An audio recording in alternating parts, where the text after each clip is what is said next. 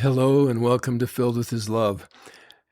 Because Pioneer Day is approaching, I've been thinking about my pioneer ancestors. Every time I reflect on their lives, I'm emboldened. Their examples make me want to do more and be more. They overcame impossible barriers. Sometimes I just can't believe what they did. They achieved more than I can ever imagine myself achieving. But I'm not going to recount how great they were, because I think you already know how great the pioneers were. Here's my hook.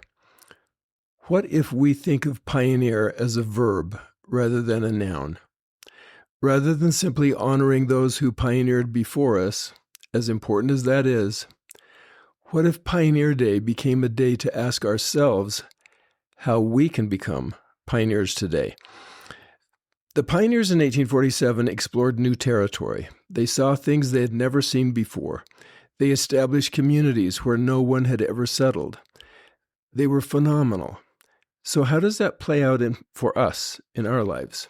What are we exploring? What unknown territory are we asked to cross? What untamed places in our own hearts are we waiting to cultivate? We all have some type of wilderness in our lives. We all feel lost or misdirected at moments. How are we pioneering our way through these wastelands? If we read the Doctrine and Covenants, we see that the prophet Joseph was always plowing new ground, trying to make sense out of the dilemmas he faced almost daily. Every section of the Doctrine and Covenants was in response to a question he asked. His first question in the grove was not his last question. It was just the beginning of constant questioning, continual seeking for answers from the Lord. Sometimes when we ask questions, we get discouraged. We might think there is no answer, no way out, no pathway to peace. But the pioneers kept pressing forward, no matter how hard the going got. Can we learn something from the prophet Joseph and from those early pioneers about what it means to actively pioneer our way through and out of problems we face? Is there a negative habit we wish we could discard? Or is there a habit we wish we could develop? Is there a challenge that seems insurmountable? Or do we wish we had more challenges? Whatever our goal, whatever our dilemma, learning how to pioneer could be the key to help us move forward. When we were mission leaders, one of our missionaries was exceptionally effective. Not just that he taught the gospel well, but he also worked his way into the hearts of the members. When I was preparing to transfer him to another area, the stake president in whose stake he had been serving said, "You know, President, when you move him out of our stake, the members will mourn his loss. He is one of the most loved missionaries who has ever served here. He was a gift in so many ways. He could make you feel like you were his best friend in a matter of minutes." End quote.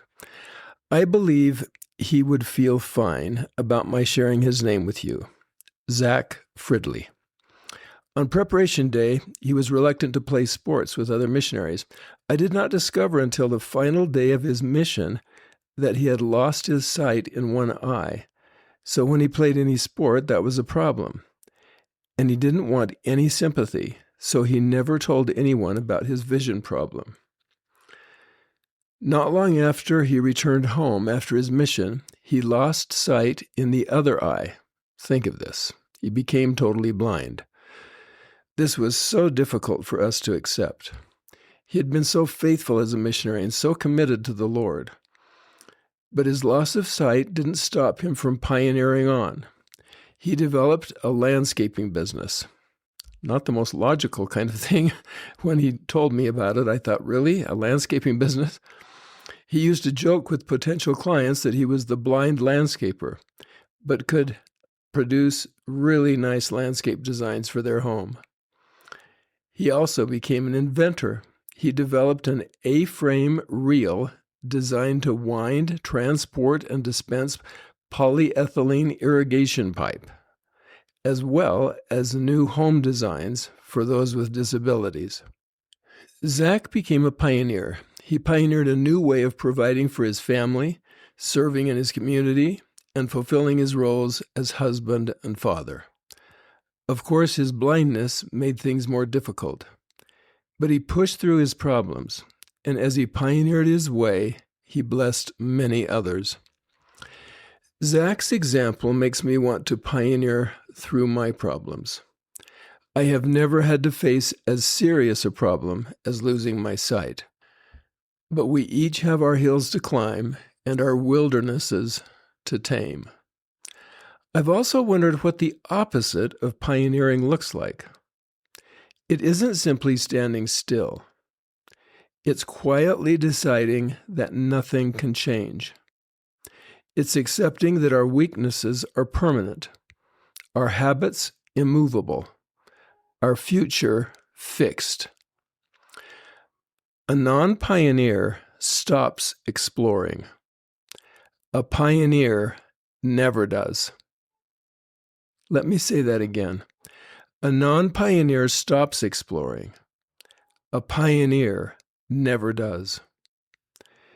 Zach somehow never stopped exploring new possibilities. He refused to let his challenges define him. This week, as we remember those remarkable saints who crossed the plains, perhaps the greatest way to honor them is not simply to admire what they did, but to ask ourselves, what will I pioneer next? If we ask that question honestly and then move forward in faith, I believe those early pioneers would recognize us as fellow travelers. And I also believe, at times, they might be among the, quote, angels round about us bearing us up, quote, as we journey forward. All we need to do is cultivate the same kind of faith and determination they cultivated. As President Gordon B. Hinckley prayed, may we have faith in the Lord, faith in others, and faith in ourselves that we can do good and great things. I hope this is helpful, and I look forward to seeing you next time.